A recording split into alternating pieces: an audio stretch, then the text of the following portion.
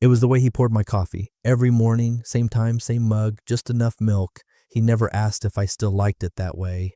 He just knew. 15 years of quiet gestures, of folded laundry and stocked car tires, of the porch light being fixed before I even noticed it flickered.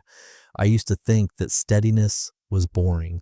Now I realize it was a kind of love that left no room for doubt. That morning, he set the coffee beside me, kissed the top of my head like he always did, and left for work in his usual navy jacket. The only unusual thing, he didn't say goodbye, just that slight pause before the door closed, barely noticeable, unless you knew him, unless you loved him. Hey, if this story pulls you in already, take a second to subscribe and tap that like. It helps more than you think, and it tells us we should keep going. Thanks. Later that evening, I opened my phone to check the weather and noticed the browser tab still open. He never left tabs open. That man could balance the IRS on a toothpick. He was so precise. But there it was, my name, my messages, my laugh, typed out in text to a man who wasn't him. He hadn't snooped. He hadn't even needed to. I'd left it all open, too comfortable, too sure of my own cleverness. The way I'd leaned into those stolen exchanges, the emojis, the jokes I hadn't shared at our table in years. I sat with that screen in my palm while the kitchen filled with the smell of lemon and garlic from the marinade he'd prepped before leaving. Chicken for dinner, like always on Tuesdays. The silence in the house was suffocating, not because he was gone, but because I knew he knew. I knew it in the way my favorite playlist had disappeared from our shared account, in the way my phone auto-synced to a blank calendar, in the way the garage door wouldn't open when I pulled in the next day. It was his code, and it no longer worked. He didn't confront me, didn't call my name, didn't even send a single text, just vanished like smoke, but not in a messy, frantic way. No, his was a withdrawal so clean, so deliberate it felt surgical, as if I'd been severed from his life the moment he closed the front door, his toothbrush gone, his clothes, not a sock left behind, the joint savings account split exactly in half, the mortgage transferred fully into my name with the documents sitting neatly in a labeled folder on the kitchen counter, my car still parked in the driveway, title now solely under my name, no post-it notes, no scrawled messages in anger, just clean lines and legal signatures, the kind of exit only a man who'd planned it all months ahead could manage. I tried to call him, once, straight to voicemail. I tried again. This time, the line rang, then cut, blocked. The panic didn't come right away. At first, it was pride. I told myself he was being dramatic, that he'd come back, that he needed time, space, whatever, that his silence was a tantrum, not a decision. I told my mother he was probably at a conference or some out-of-town thing he forgot to mention. She squinted through the phone and said softly, "Honey, did you do something?" I didn't answer, because the truth sat heavy on my chest, too thick to swallow. He hadn't yelled, he hadn't cursed, he hadn't broken a single thing. But in that stillness, in his refusal to be the angry husband, I felt something worse than rage. I felt replaced, not by another woman, not yet, but by peace. He had chosen peace over pain, peace over me, and that was the first time in years I wanted to scream. The sound that woke me wasn't the door, it was nothing, just the absence of him. I reached across the bed and felt the cool, untouched sheet. His side was made perfectly smooth, not just from the night before, but from care. He never left without folding the covers, even in silence. At first, I thought he'd gone for a run, maybe one of his restless early morning drives. But the house was too still. His keys weren't on the hook. His watch was missing from the dresser.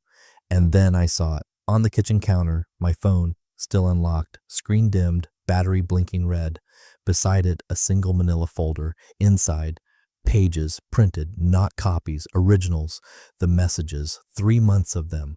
Every emoji, every inside joke, every photo, every time I said, "He'll never find out," written out like scripture.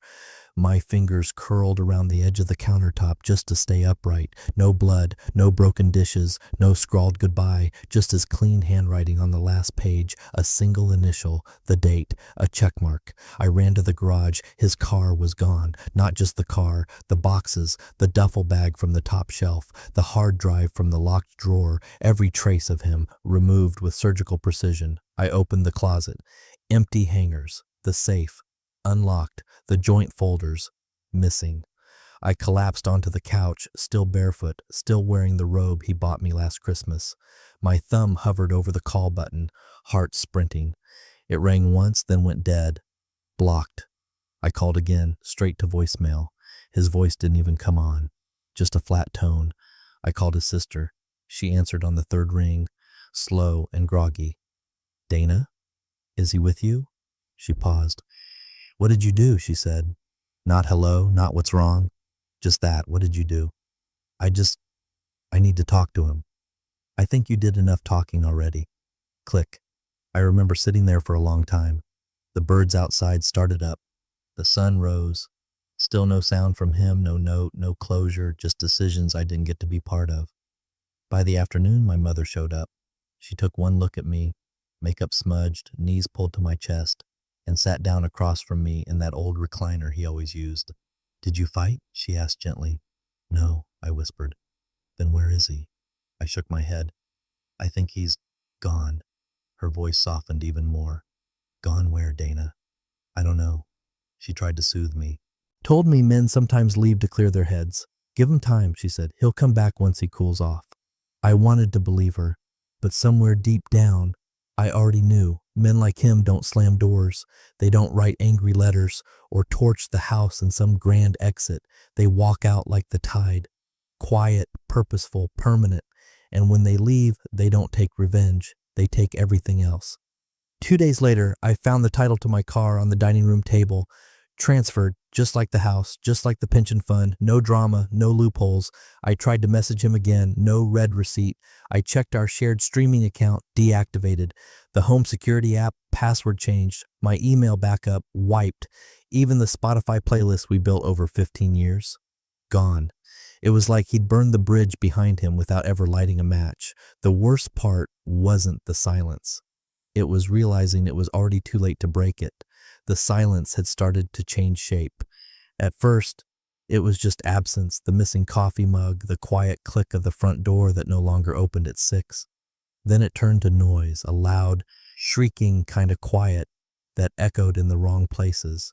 The hum of the fridge, the tick of the clock, the hollowness of our house. My house. No, I couldn't even say that without choking on it. I started telling people he'd had a midlife crisis. He needed to find himself, I said with a laugh that died halfway out of my throat. Probably backpacking in Peru or drinking mushroom tea with a guru somewhere. The women at work chuckled, nodding like they understood. But one of them, Janelle, just watched me. Her smile didn't reach her eyes. "You don't think it's weird he hasn't called once?" she asked gently. "He's just being dramatic." She said. "Or maybe he's finally done performing." That night, I stared at the Christmas lights across the street, families in windows, laughter I could hear through glass. I turned the TV on for background noise and left it blaring until morning. I couldn't sleep in that bed, not without feeling the cold on the other side. One afternoon, weeks later, I heard the doorbell. It was Melissa, his old friend's wife. She didn't smile, didn't even greet me. "You look tired," she said. I blinked. "Sorry?" She looked around the room, at the dishes in the sink, at the wilted poinsettia, at me. "He always saw more than he let on," she said, then turned and walked away. That sentence stayed with me like smoke in my lungs. I started to clean obsessively after that, scrubbing tiles at midnight, reorganizing drawers. I thought if I returned things to order, maybe I'd find a version of myself that made sense. But he'd already taken the part of me that did. The real spiral began when the divorce papers came. Not from me, but from her, his lover's wife. Sent to me by a mistake. Same street name, wrong house number. When I opened the envelope and saw her name, saw the lawyer's header, I felt the bottom drop out of my chest. I had joked that if things ever got complicated, we could just figure it out, that we were adults, that people made mistakes. But this wasn't a mistake anymore. She was leaving him, not just leaving, ripping the foundation out from under him. And me, I was collateral in a fire I started but couldn't control. I finally spoke to someone about it. At the office holiday party, between a fake laugh and a sip of wine, I leaned toward a coworker and whispered, "I didn't mean to lose everything." Her brow furrowed. "Everything?" I opened my mouth, but nothing came out. Because what do you call it when your husband disappears?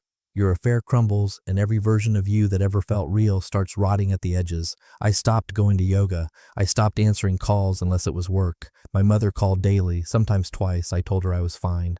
But even she had stopped saying, he'll come back. I started checking social media under burner accounts. He didn't post, never had, but I was looking for shadows. A photo, a name tagged by accident, something. Instead, I found people talking. Rumors, whispers, that he'd been seen somewhere, in another city, with someone else. A woman, tall, with strong posture and dark eyes, always beside him but never holding his hand.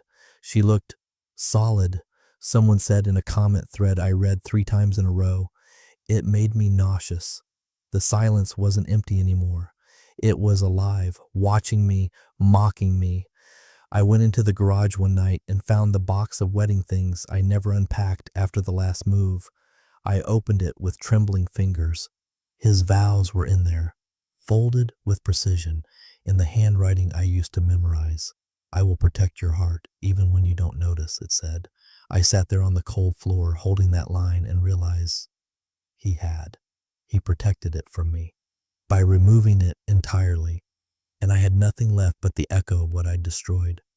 The first whisper came from someone I barely knew. A friend of a friend cornered me at a grocery store, of all places, between the avocados and the bakery aisle. She smiled too quickly, like she was excited to deliver news she didn't quite understand. I think I saw your husband, she said. My chest tightened. Ex, I corrected automatically, though the word still felt foreign. She tilted her head. Well, him then. Downtown. Not here. Somewhere else. He was in a suit, beard, looked different. Different how? She hesitated, then shrugged. Important. I laughed it off. I'd gotten good at that. You probably mistook him for someone else. But she shook her head. No, I'm sure it was him. He was leaving a charity dinner with a woman. That night, I didn't sleep. The next whisper came faster. A coworker leaned over my desk the following week, voice low. Hey, random question. Does your ex do consulting? I stared at my screen. Why? My cousin works for a private firm in Chicago. Swears there's a guy there who looks exactly like him. Same posture, same eyes. But he goes by a different name. My fingers went numb. What name? I asked. She checked her phone. Elliot Ward, I think. I told myself it was coincidence, a common name. A similar face, the world was full of men who stood straight and spoke calmly. I went home and poured a glass of wine I didn't finish. I sat on the couch and stared at the blank television. Then the article appeared. It wasn't sent to me. No one tagged me. It just surfaced. A suggested link buried between recipes and sponsored posts, like the algorithm itself was holding a grudge. The headline was dry, boring even. Logistics expert testifies in regulatory case against major shipping firm. I almost scrolled past it. The photo stopped me, not because it was dramatic, because it wasn't. There he was, seated at a long table, hands folded, expression calm. Older somehow, sharper, a beard I didn't recognize, a tailored suit I'd never bought him. He looked like a man who knew exactly where he was and why. The name beneath the photo read Elliot Ward. My stomach dropped. I clicked. The article was dense, regulatory language, infrastructure loopholes, quiet phrases like long-standing industry knowledge, and previously undocumented oversight failures. He wasn't quoted directly. He didn't need to be. Everyone else was reacting to him. I read it twice, then a third time. It was him. The way he leaned slightly forward when listening, the faint scar near his temple, the hands, steady, unadorned, no wedding ring, different name, different life. I refreshed the page an hour later. The headline had changed. Whistleblower turned silent partner in rising infrastructure startups. My breath caught. Silent partner, plural. I started digging. Linked articles. Mentions in financial briefs. Conference agendas where his name appeared once, then disappeared. Always on the margins. always connected to growth, to fixes, to clean recoveries after quiet disasters. No interviews, no quotes, no personal details. It was like he had rewritten himself with intention, and I hadn't been invited to read the draft. I began to see him everywhere after that, in men at airports, in reflections on glass buildings, in the backs of heads at cafes. I checked every charity gala photo I came across, zooming in until the pixels blurred. I told myself I was being paranoid. But paranoia doesn't come from nowhere. It comes from realizing the story you were telling yourself has been running without you for a very long time. He hadn't disappeared. He'd relocated. And whatever life he was building now, it didn't have room for ghosts. The worst part wasn't that he'd changed his name. It was that he'd done it so completely, as if the man I married had been a role. And this was who he'd been rehearsing to become all along. The first time I heard her name, it came wrapped in a photo. Not a tabloid shot, not some gloating vacation pic, just a small frame and a feature about startup culture buried in an online business journal. The article was about discrete capital, clean logistics, and something called second wave infrastructure, a term I didn't fully grasp except that it kept showing up next to his new name. But the image, it wasn't staged. No flash, no pretension, just him, Elliot now, stepping out of a stone entryway beside a woman I didn't recognize. She wasn't hanging on him. No performative affection, no cheap signals, but her presence was undeniable. Tall, elegant, wearing the kind of tailored coat you don't find at a mall, and looking out from behind sunglasses with a calm I didn't recognize in myself anymore. The caption just read, "Retreat at Lake Geneva, keynote sponsors." I stared at her for a long time, not out of jealousy, at least not the kind I expected. It was envy of something quieter, something that had been taken from me long before he ever left. Peace. I became obsessed in increments. At first, it was simple curiosity, Googling Elliot Ward plus startups, expecting nothing. But the results came. Not front page fanfare, but footnotes. Press releases with no photos. Deals closed behind tinted glass. Every company listed had a pattern. Stability. Efficiency. No drama. Just quietly rising numbers and strategic hires. He wasn't chasing attention. He was building something he never wanted to lose. And she was always just barely visible. A glimpse in a company holiday group shot. A name, Lauren Holt, listed once as a strategic advisor in a quarterly memo, then removed the next quarter. Like she was there, but not for the world to see, just for him. It took everything in me not to reach out, not to scratch at the edges. But one night, drunk on silence, I searched her name instead. The articles were older, sparse. From a decade ago, caught my breath. Prominent architect's wife files for divorce after affair scandal. I clicked, scanned. The details were familiar. Her husband had slept with a colleague's wife.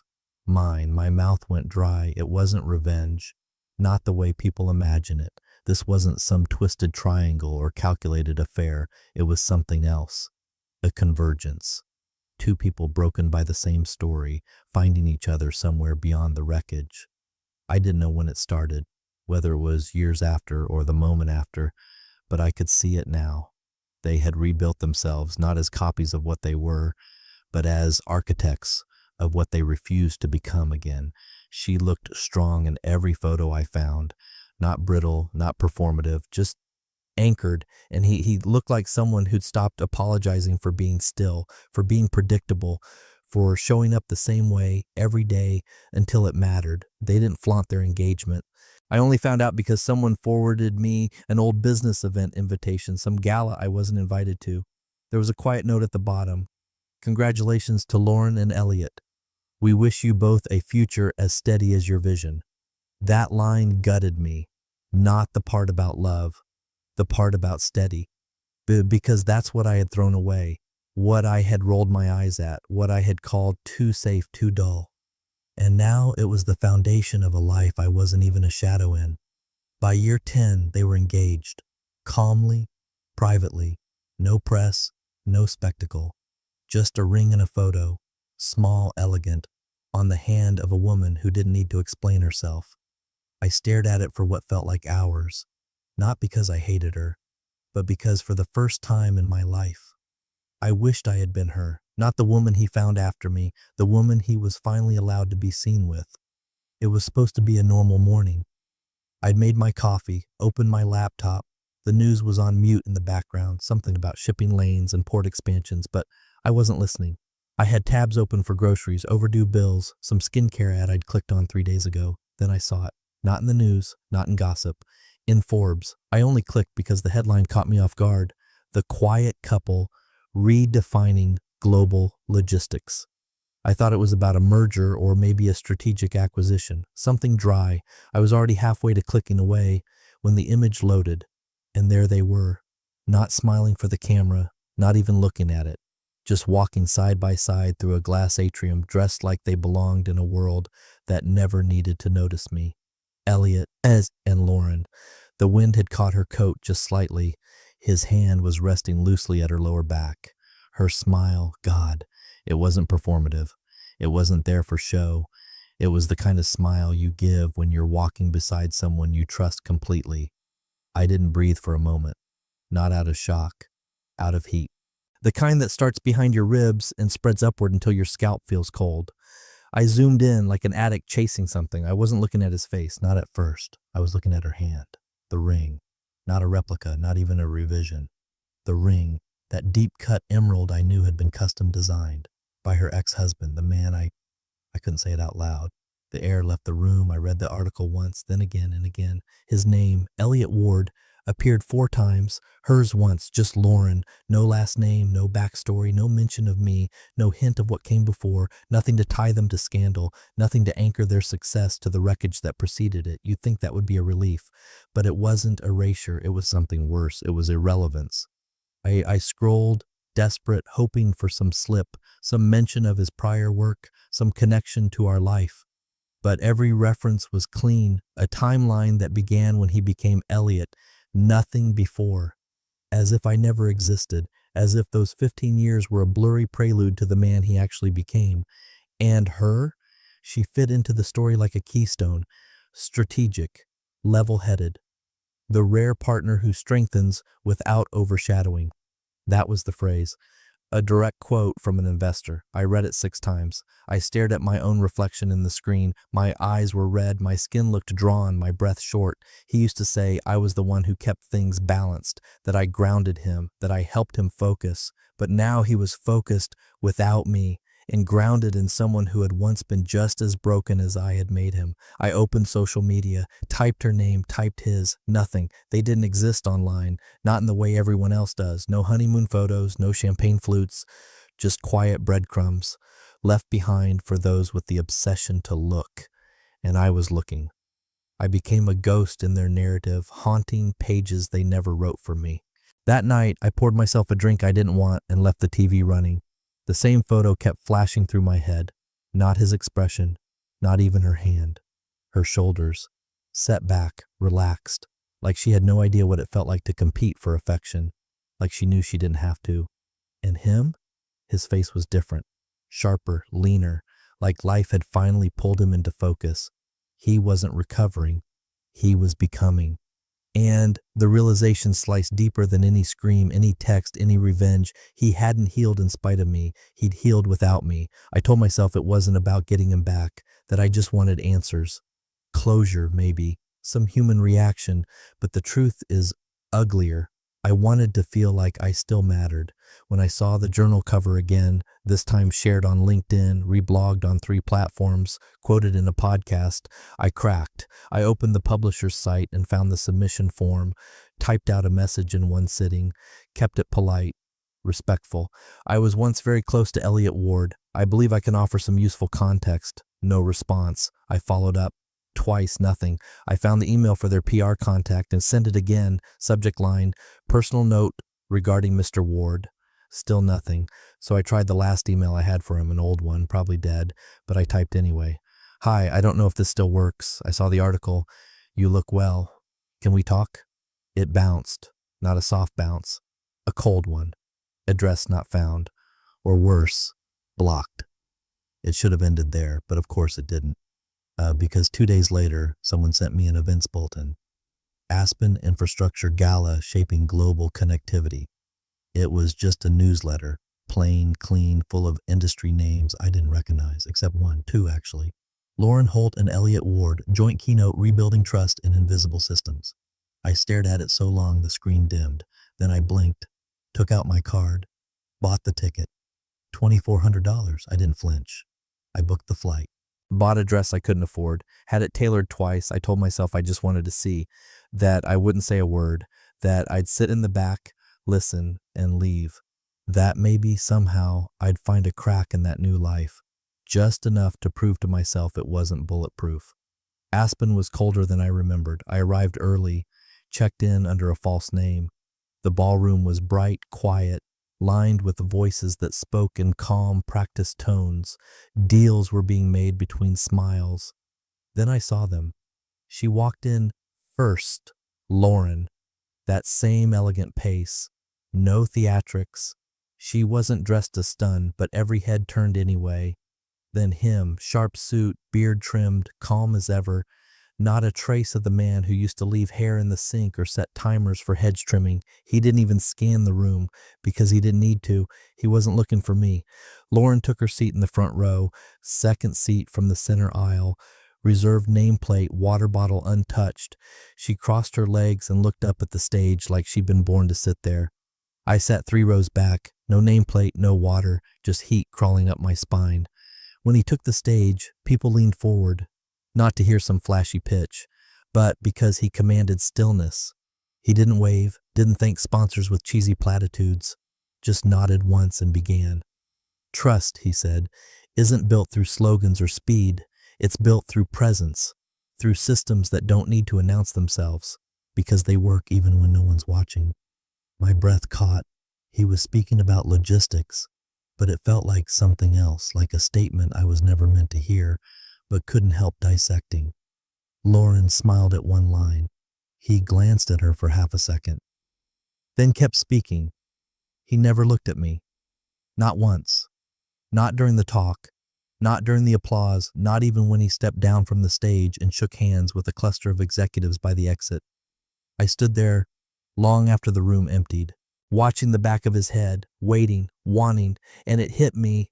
There was no crack to find, because his world no longer bent in my direction. I had crossed a country to chase a man who no longer turned when I entered a room, and somehow that silence hurt more than any goodbye ever could. It arrived without a return address, a matte black envelope, smooth and heavy in my hands, the calligraphy on the front inked by hand. No logo, no stamp, just my name. No one calls me by my full name anymore, not like that, but as soon as I touched it, I knew. I opened it with shaking fingers. A single ivory card, edges gold trimmed, a date, a time, and a location tucked in the hills north of Napa. Beneath it, one line in small type, private estate. Formal attire required, no signature, no RSVP, no explanation, just a door. And somehow, I knew. Not a trap, not a trick, a mirror, a reminder that the story hadn't ended, not for him, and apparently not for me either. I booked a rental dress, midnight blue, the kind of gown you wear when you don't want to scream for attention, but can't stand to go unnoticed. I styled my hair like I used to when we first met, polished my nails to match, put on perfume I hadn't touched in years, the one he once said smelled like resolve. The estate sat behind wrought iron gates and white stone walls. Vines curled around the columns, soft lighting illuminating the path toward the open terrace. The hum of conversation drifted through the air like music with no lyrics. I stepped out of the car, heels clicking against the stone, and adjusted my posture. I was determined not to look lost. Until I saw them. They stood near the fountain, already mid-conversation with someone important, judging by the posture, the laughter, the nods. She wore a satin gown the color of dusk, and he, Elliot, wore a suit that looked cut from silence itself. He wasn't scanning the crowd. He didn't need to. Lauren's hand was draped gently through the crook of his arm, her body angled toward him in a way that told the whole room what they didn't need to say. They were together. Not just attending. Hosting. I felt the air leave me before I understood why. A man in a dark blazer tapped a glass near the top of the stairs. The music softened, the voices quieted. People turned. Ladies and gentlemen, he said warmly, please raise your glasses for our hosts this evening, Lauren Holt and Elliot Ward. Applause, not thunderous, just warm, respectful, grounded, the kind you give people you trust with your investments, your future. I stood in the back, uninvited but not turned away, just observed, like a ghost who'd wandered into the wrong century. Elliot stepped forward. No script, no hesitation. Thank you, he said, voice even. Some of you have known us a long time. Others have only worked with us recently. But all of you share something we believe in: patience. Quiet builders don't chase the loudest markets. They wait, they endure, and when the noise dies down, they're still standing. He raised his glass to second chances, to steady hands, and to the people who don't need to be seen to make something re. He looked out over the crowd, and just for a breath, our eyes met. It wasn't dramatic, it wasn't cruel, it was like looking into a version of time that had already moved on.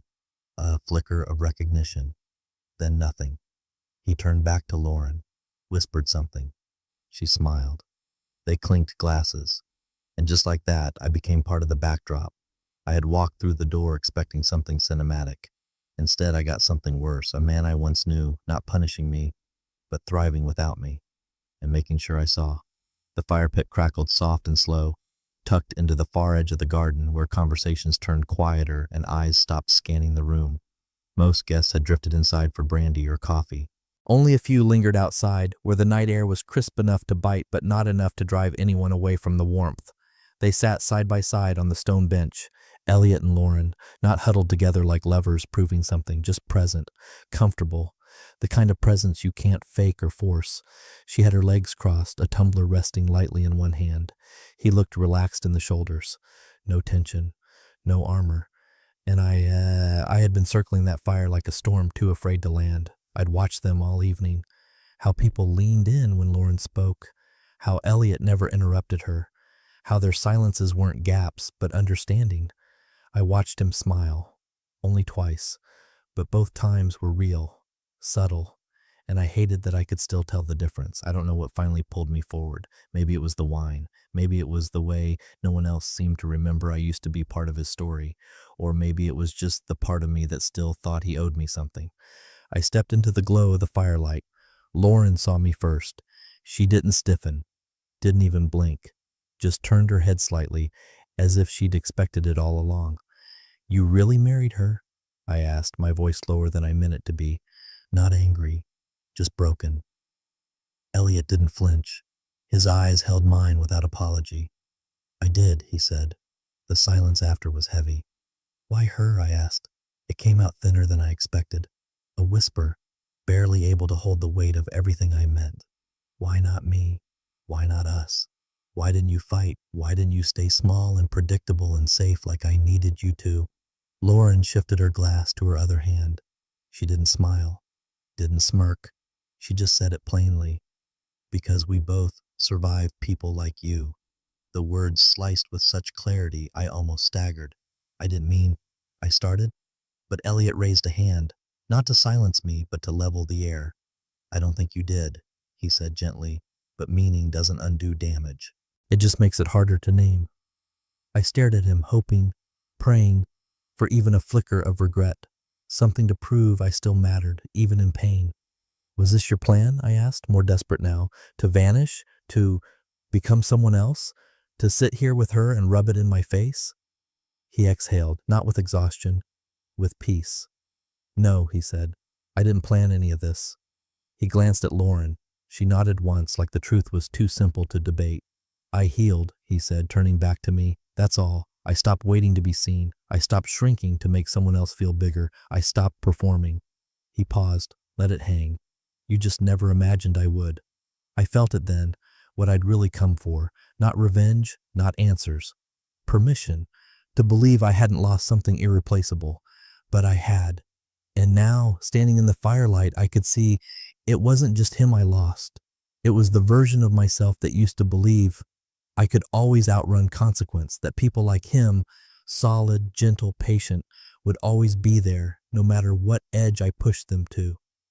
He stood slowly, offering his arm to Lauren. She rose with him, effortless. Together they turned back toward the estate, blending into the night like the scene was already over. I stayed behind, lit by a fire that no longer belonged to me. The house had emptied into silence, the kind that wraps around you when the music's stopped, but the memory of it still hums inside your ribs. Guests were filtering out through the front gates, voices softer now, more reflective. The kind of tone people use when they've just witnessed something quietly permanent. Elliot was saying goodbye to an investor when I saw her again.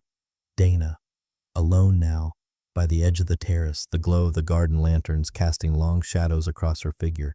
She hadn't moved since the fire pit, just standing there, arms crossed, like the air around her might give an answer she hadn't found in anyone's voice. I turned to leave. I wasn't going to say anything else. But Elliot, he paused. He felt it, that last thread still trying to cling, even as it frayed between her and the life she no longer belonged to. He walked back, just a few steps, just enough. She didn't even look at him. Not at first. Was this it? She said quietly. All of this? For revenge? Her voice was sharp but hollow. The edge was real, but the blade was chipped. Elliot's tone didn't change. I never needed revenge, Dana, he said. I just needed peace. She scoffed, shook her head with a little bitter laugh. Then why kiss her right in front of me? That same scoff I used to hear when she thought she was winning, the kind of laugh people give when they're trying to hide how deeply they've been cut. He didn't raise his voice, didn't twist the knife. He just glanced toward me, then back to her. Because I love her, he said, and I needed you to see what love looks like when it's real. Simple, clean, unmoving. He didn't look at her again after that. He turned and took my hand, fingers threading through mine with a certainty that didn't need approval or permission. We walked together down the marble steps, through the corridor of fading lights, and murmured goodbyes toward the waiting car. Dana didn't follow. She didn't call out. She didn't scream or crumble. That would have been easier maybe, more cinematic. But she just stood there, watching a world she used to control walk away without her. And for the first time, I didn't see her as the woman who broke him. She was just a chapter he closed without slamming the cover. As the car pulled away, I looked back once. She was still there, still in the same spot, still trying to decide if the silence around her was temporary. It wasn't. She once thought Elliot would always be the quiet man in her shadow. Now she was just a footnote in his story. And that story? It was already being written without her.